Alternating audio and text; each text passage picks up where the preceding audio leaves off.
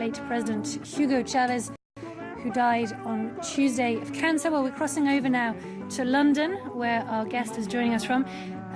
Marco Vincenzino of the Global Strategy Project, thank you for being with us here on France 24.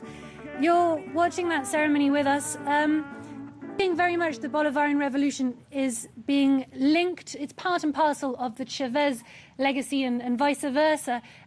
Where do you see it going from now?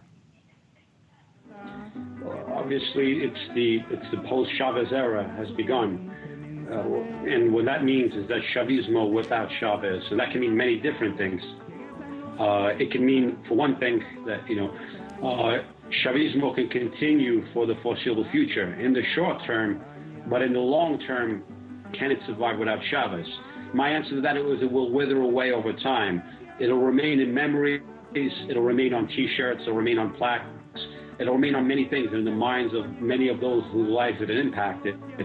But in terms within a regional context, the future is already being determined by models where places like Brazil, places like Chile, Peru, there's a whole different alternative left in Latin America, alternative to Chavismo, whereby there are independent institutions of government, independent courts, and independent media that are thriving. And does that mean perhaps a change of relations with the United States?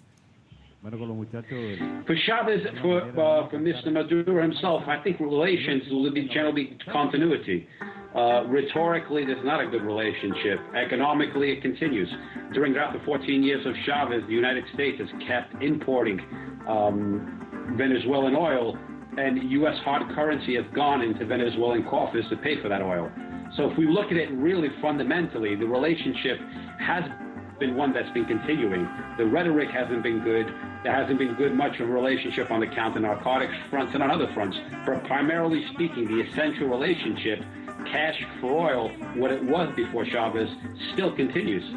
Okay, Marco Vincenzino of the Global Strategy Project in London, thank you very much for having talked to us.